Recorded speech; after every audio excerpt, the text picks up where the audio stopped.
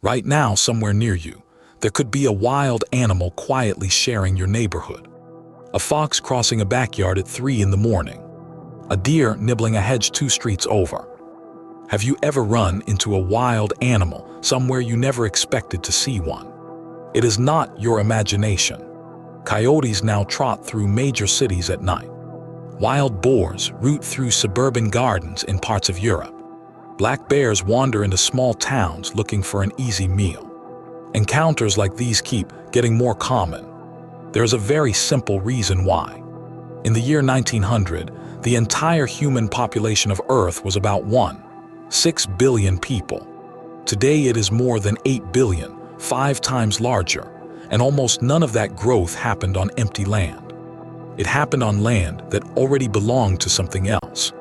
Humans now directly affect up to 70% of the planet's land surface.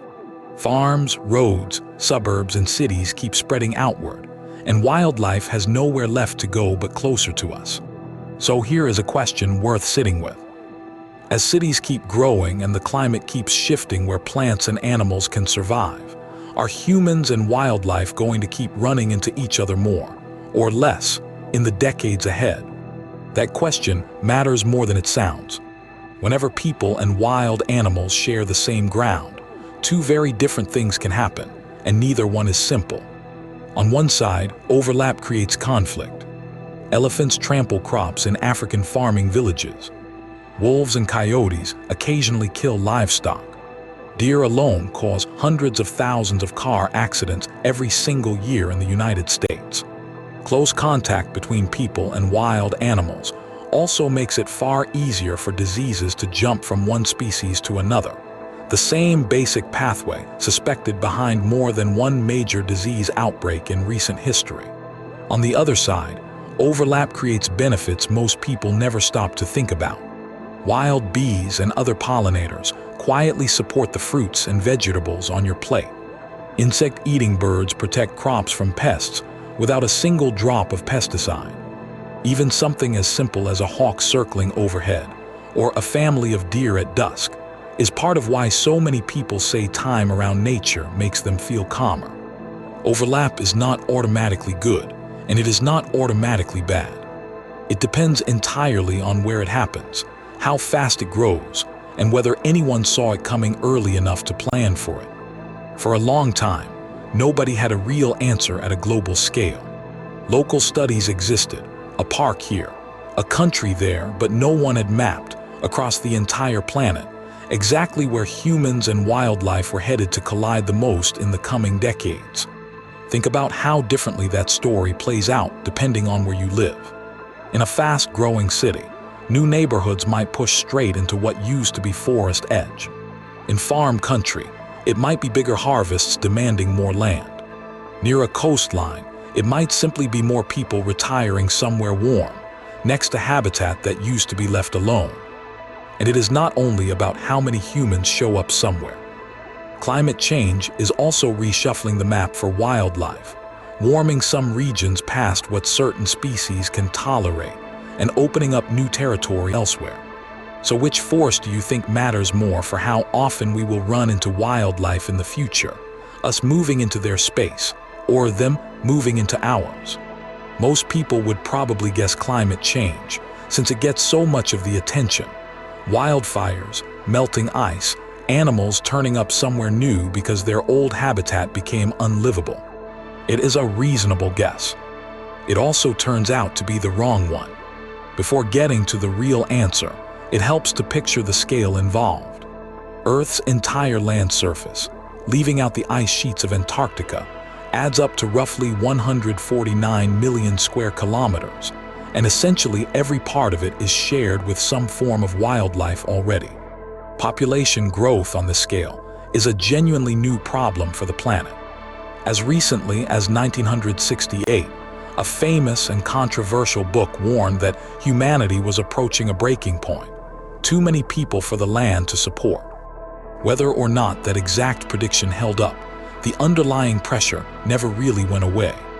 It just kept building, decade after decade, city after city, farm after farm.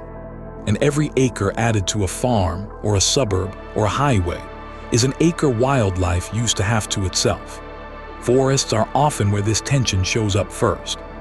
When forest is cleared for timber, farmland, or new roads, the animals that lived there do not simply vanish. They get pushed toward the same shrinking edges, where people are now moving into.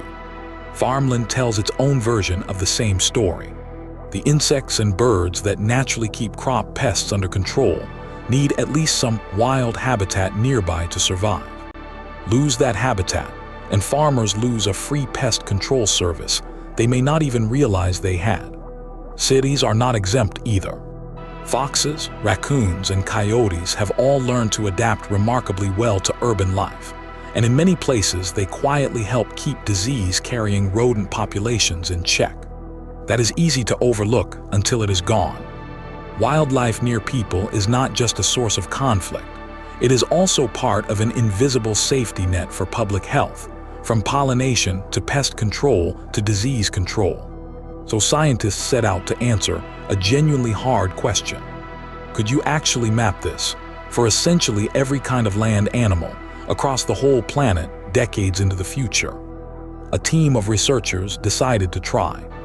Their study, published in the journal Science Advances, combined detailed maps of human population density with the projected ranges of 22,374 species of terrestrial amphibians, birds, mammals, and reptiles. Essentially, every land vertebrate group scientists could track at that scale. They calculated how much people and wildlife overlapped in the year 2015, then projected forward to 2070, running the numbers across 15 different combinations of population growth and climate change scenarios to see where the two were headed. The headline result is stark. Human-wildlife overlap is projected to increase across 6% of the Earth's entire land surface by 2070, while it will shrink across only 8%. Nearly half of all land on the planet, 5%, is on track to see that overlap literally double. Only 1% will see it cut in half. This is not a small regional shift, it is a planetary one. Now remember the question from earlier. Is this mostly about wildlife moving because of climate change, or about people moving into wildlife space? The data gives a clear answer. In 1% of the areas where overlap is rising, the real driver was human population density climbing, while local species richness was actually falling. Climate-driven shifts in wildlife ranges played a much smaller role. In other words, it is not that animals are moving toward us. It is that we keep spreading toward them, faster than the climate is reshuffling anything. The regional picture is uneven. About 76% of Africa's land area and 5% of South America's are projected to see rising overlap by 2070, compared with 5% of North America and 9% of Oceania. Europe stands out in the opposite direction, with the largest share of any continent, 4%, actually seeing overlap decline. Overall, 178 countries are expected to see overlap grow over the next 50 years. Forests carry some of the heaviest costs. In Africa alone, an estimated 36 million square kilometers of forest are projected to gain overlap, against just 918,000 square kilometers losing it.